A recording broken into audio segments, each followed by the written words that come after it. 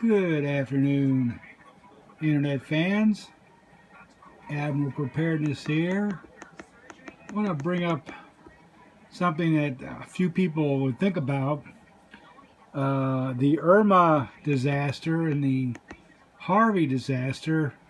You know, if you're out there and you've got a good supply of canned goods that are surrounded by paper and those cans become waterlogged, there's about a 99.9% chance that those paper labels are going to come off, even if they're still inside their original packaging. The best way you could always recover from this is to mark the top or bottom of each can with its contents and the best buy date. You won't be able to give them away to charity, but you'll still be able to keep the cans. The steel or metal or steel cans that have a tendency to rust, depending on how long they've been submerged, you should be able to sanitize those cans and then place them in an area where you can monitor them for rust. The interior contents are oblivious to what happened on the outside as long as the temperatures were well within reason. History goes to show that these cans will survive pretty much every environmental stress that you can put them on other than crushing them. The less the acidic content, the longer the storage life of those cans. One has to understand that if you do have these cans and the labels become unlegible, you could still recover the cans and use the contents if you categorized your storage by type of food that was in the cans. Photographing the placement of those cans can also give you a visual archive of what was where, when, so you don't waste that money throwing perfectly good food away. Plus the other one is the internet is abound with recipes and those pictures of those cans where you could literally replace the label if you choose. Just don't give as much information unless you are willing to take the time to photocopy or at least print out and then reapply the label. After you've purchased a product, in hindsight is always 2020, but dipping each can in marine lacquer prevents the moisture from dissolving the labels. Of course, that's not a cheap endeavor, and then it doesn't guarantee that the product will last forever. It's just lets you retain the label. So those are just a couple tricks that you can do if your food stock happens to find itself underwater. The other thing that you always have to consider is using bleach to sanitize each and every can. I think if you go out there and do your research, you'll find out that 100% bleach and then a freshwater rinse and then allowed to air dry.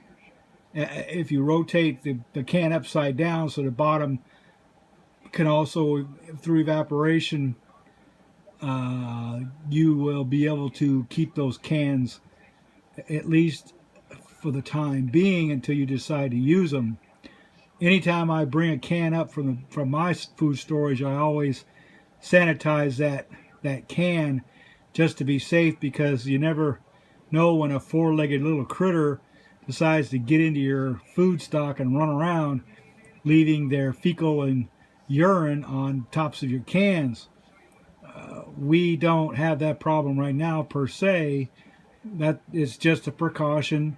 I even clean them when I buy them from the stores, because the simple fact that somebody's little grubby hands at minimum wage has been handling these cans, plus the consumers who pick and choose and grab and look have a tendency to not have clean hands either. Not that I'm, paranoid about other people touching cans of food, but it's always a good practice to, clean those cans, wash your hands before you open the can, make sure your can openers are sanitized, and your containers that you're going to transfer them into are also clean, just to make sure that you're not getting yourself sick, because during a SHT event you may become under a certain amount of stress and forget to wash your hands. And a simple rummaging around, pillaging, or not pillaging, but scavenging, you may come back to your bug in location or your bug out location and not sanitize your hands or your utensils or your food storage containers, and find yourself sick because you did it to yourself. Just remember that these cans, just because the can's label got removed by the moisture, and don't throw it out. A lot of times you can, like I said, if you got a good memory or you've taken a photograph of how your food stores are assembled, you can still recover that food. Sometimes just by shaking it, you can say, oh, this is a liquid product. Let me see, this has to be A, B, C, D, E, or this doesn't, it's a pretty heavy can, but there's no movement. This must be A, B, C also. So just in practice, always think about that. So when you do organize your pantry, if you are in a floodplain area. Now, if you have a basement that is damp, there are ways that you can also preserve the labels. Again, it's up to you, but depending on how much your energy level you're willing to put into it. As for myself, we have a basement. We're not in a floodplain zone. The basement's dry, but you never know. There could also be a utility leak or an appliance leak. And if you go away for a few days and come back and your basement's flooded, you're pretty well in the same boat that I was just talking about earlier, where now all your canned goods are underwater. I, for myself, have photographed kept a log of each location and what is in each location. So that situation arises, knock on wood, that it ever does, you'll know exactly what your canned goods are and what's in them. So, folks, if you can give a little bit of money to the relief effort to either Henry or Irma, please reach into your pocket, grab some money, and give it to the charitable donation of your choice. We've already given till we can't give any more, and there's still another month to go of hurricane season, so it's not over till it's over. Admiral Preparedness here. Have a good afternoon.